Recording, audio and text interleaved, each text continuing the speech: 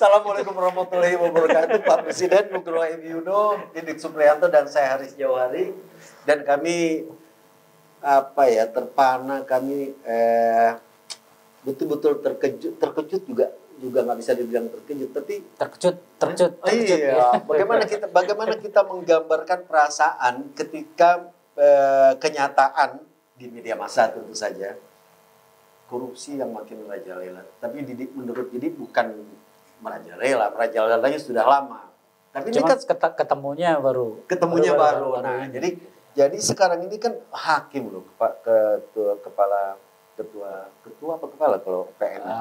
Ketua pengadilan. Kalau kepala itu jaksa. Tahu kan bedanya ketua sama kepala? Ini baru tahu nih. Kalau kepala itu nggak bisa dibantah. Nggak bisa diajak dulu, pokoknya mana instruksi aja. Kalau ketua ya tua-tuaan aja lah. Itu korupsi satu kasus sampai 60 miliar, gila nggak? Padahal ini salah satu janji penting Presiden bahwa dia akan menghapus korupsi. Janji kampanye, ya kan? Tapi yang kita alami atau yang kita dengar atau yang kita baca di media massa, kita tonton dan segala macam itu makin ganas. Ya kan? Benar ini, Presiden merealisasikan janjinya. Justru ini karena merealisasikan janji. Karena korupsi itu udah menggurita sekarang ini. Semua udah sampai gini loh. Korupsi itu nggak apa-apa. Yang penting jangan ketahuan. Orang semua baik. Orang udah begitu, udah bersikapnya itu bukan yang harus lo lakukan itu bukan korupsinya. Yang harus lo lakukan adalah menghapus jejak. Supaya nggak ketahuan. Dan yang ahli udah banyak. Udah banyak. Dan saya pernah dengar ini kawan-kawan calon pegawai negeri yang disiapin masa istilahnya itu prajabatan. Itu kan latihan selama beberapa hari, bahkan mungkin sebulan 3 bulan. Itu salah satu materi yang dia terima adalah bagaimana mengakali peraturan. Iya gitu. Ini peraturannya seperti ini, tapi peluangnya ada seperti itu. Gila nggak gitu? Lu diajarin kayak gitu? Iya mas gitu. Terus ya kan nggak apa-apa mas, karena biar nggak secara administrasi nggak kena gitu. Aman. Tapi kan prinsipnya itu dilanggar gitu. Karena hanya mengakali aturan main. Artinya substansinya tidak berubah. Substansinya itu tidak diperbaiki. Yang diperbaiki cara ngelesnya. Cara menghindari tuntutan hukum, cara bebas dari hukum. Ya itu tadi bahasa kasarnya yang penting nggak ketahuan gitu. Dan itu bukannya kalau lu ngomong kayak gitu, gue kayaknya kok makanya dengar siapa namanya pelawak Cak Lontong. Nah, korupsi sama koruptor itu beda jauh. Koruptor itu kalau sudah kalau nggak ketahuan bukan koruptor. Ya nggak, itu mengingatkan gue kalau misalkan begitu itu kan sama dengan cara komunikasi pemerintah. Barang yang nggak dibenerin, komunikasinya yang dibenerin. Itu kan mirip kan?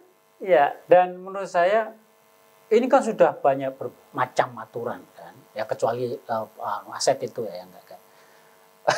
Kan banyak aturan, ada undang-undang anti korupsi, ada lembaga ini, lembaga itu, pengawasan ini, pengawasan itu, kan nggak mempan semua gitu. Dan kadang-kadang saya juga cerita, jangan-jangan nanti undang-undang perampasan aset juga diakal-akalin juga kan gitu. Oleh karena itu pertanyaannya sebenarnya dibutuhkan itu apa sih untuk menghadapi atau mengurangi atau mencegah korupsi? Jangan cuma nanya, lu jawab juga dulu. Nah, jawabannya biar yang kita perlukan itu cuma contoh sekarang. Kalau ada contoh baik, pemimpin kita baik, gubernur kita baik, presiden kita baik, kepala desa kita baik, saya kira orang akan mirip. Saya nggak tahu ya, nanti ke depan moga-moga nggak kejadian ya.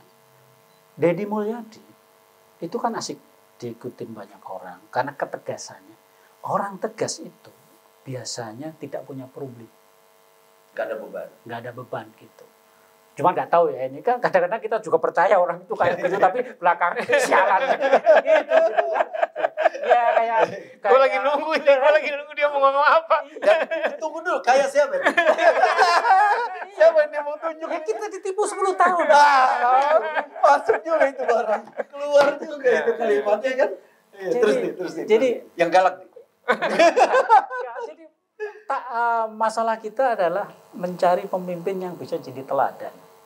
Dan itu bukan hal yang mudah di Republik ini. Karena calon-calon pemimpinnya itu justru jual beli suara tadi gitu loh. Itu yang jadi problematik ya. Ya kita sih berharap sebetulnya waktu Pak Luk bilang ya sebetulnya kita nggak punya pikiran ya presiden kita ini mau melakukan korupsi karena udah kaya dari awal. Dia udah nggak butuh duit gitu. Ya moga-moga itu terjadi gitu loh. Jadi menurut saya sih yang sekarang dibongkar yang 60 miliar nggak apa-apa. Bongkar lagi, jangan-jangan yang triliunan juga Masih juga ada banyak. gitu, ya.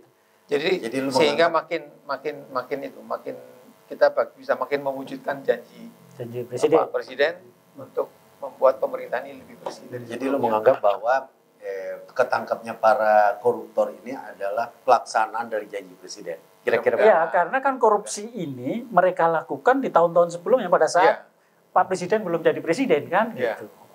Nah, tapi dia kan udah punya kaca nih. Tangkap nih. Terus yang korupsi sekarang nggak tahu nanti ketahuan apa enggak kan gitu. Kan belum ketahuan kalau yang sekarang deklarasikan lu berdua memang orang baik. Jangan salah. Baik. Beberapa menteri sekarang itu kan ada beberapa yang tersangkut kasus korupsi dan sekarang jadi menteri. Kasusnya diendapkan begitu saja. Ya. Itu kan kita juga tunggu. Ya makanya. Jadi kalau yang sudah terbukti korupsi itu kan banyak. Kalau lu mengatakan bahwa ini hasil dari korupsi yang lalu, dari langkah-langkah Pak Presiden melaksanakan janjinya memberantas korupsi, maka kan udah banyak yang mestinya dihukum, yang masih terkatung-katung.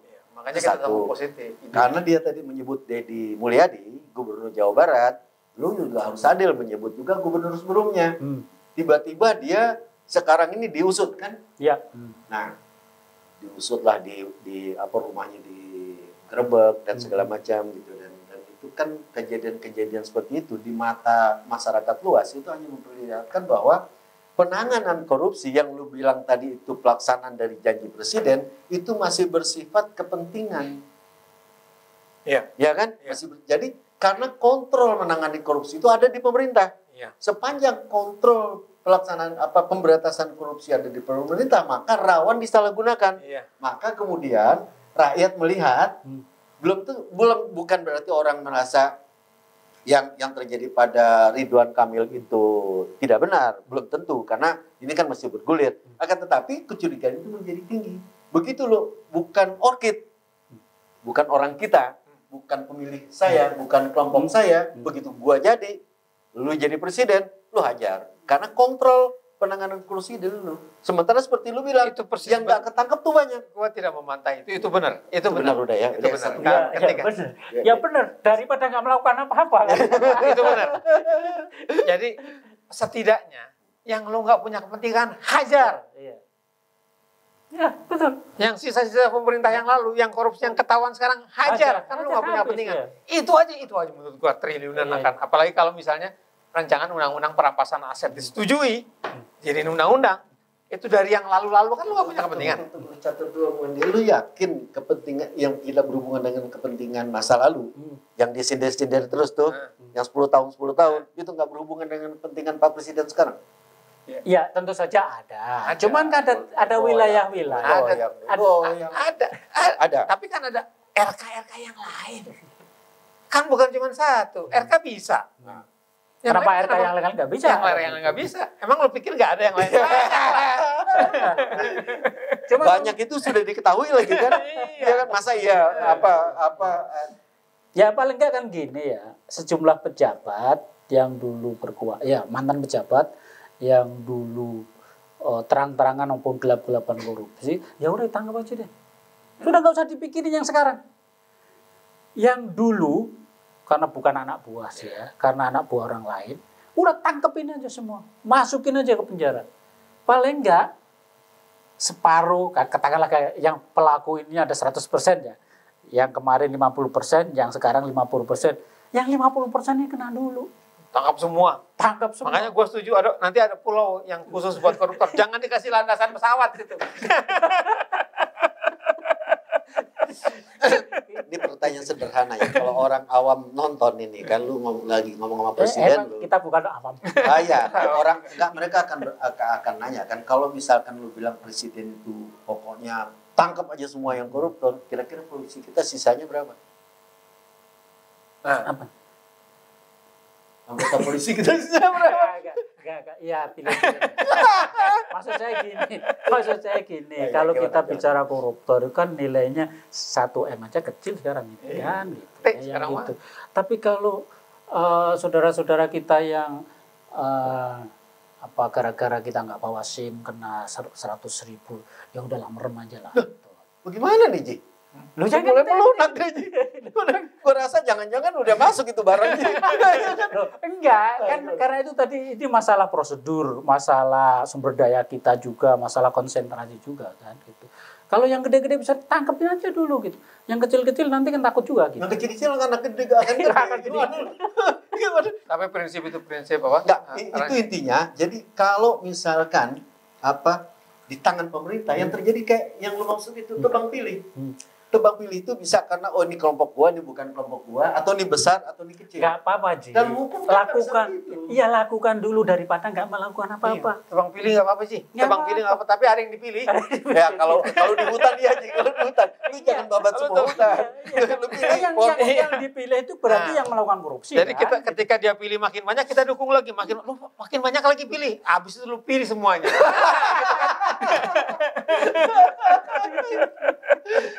Gua kagak tahu deh ini bagaimana. Ya, karena kita sudah pusing. Penegakan hukum itu harus didukung. Ya tentu saja kita semua mendukung penegakan hukum, dan karena itu kita ada di sini kan. Kita ingin mendukung presiden agar dia punya kekuatan. Kita kan memberikan tambahan kekuatan juga nih, mendorong presiden kan, meskipun enggak cuma dengan omon-omon. Iya. Ya kan? Omon-omon kan serius loh ini. Iya, omon-omon yang hasil serius. pengendapan berpuluh tahun. Ya kita apalagi sebenarnya Pak Presiden mohon pertimbangkan lagi untuk mengajukan lagi rancangan undang-undang perampasan aset. Karena prinsipnya adalah lo menghukum koruptor sekian triliun dikasih 5 tahun penjara, 10 tahun penjara juga. Karena duitnya masih banyak ya. 10 tahun penjara itu artinya 2/3 lo bisa bebas. 6 tahun lo bisa bebas. Ya. Kalau lo biasa-biasa aja. Tapi kalau lo berkelakuan baik akan lama-lama cuma 4 tahun. Jadi kalau lo dihukum 10 tahun, lo akan menjalani 4 tahun. Duit gue masih banyak. Jadi yang penting korupsi itu adalah pelakunya dimiskinkan. Itu jauh lebih penting daripada kalau nggak bisa semua pelakunya dimiskinkan, ya udah musuh-musuhnya atau mantan-mantan musuhnya dulu deh. Presiden tuh nggak punya musuh. biar semua juga mikir gitu, nanti yang berkuasa sekarang itu juga mikir, ntar kalau gua kalah gua bisa jadi korban 5 tahun lagi. Itu Ci. Jadi positif yang sekarang. Pak Presiden positif, lanjutkan aja. Setuju. Terima kasih banyak Pak Presiden. Wabillahi taufiq wal hidayah. Wassalamualaikum warahmatullahi wabarakatuh, dan maafkan teman-teman saya.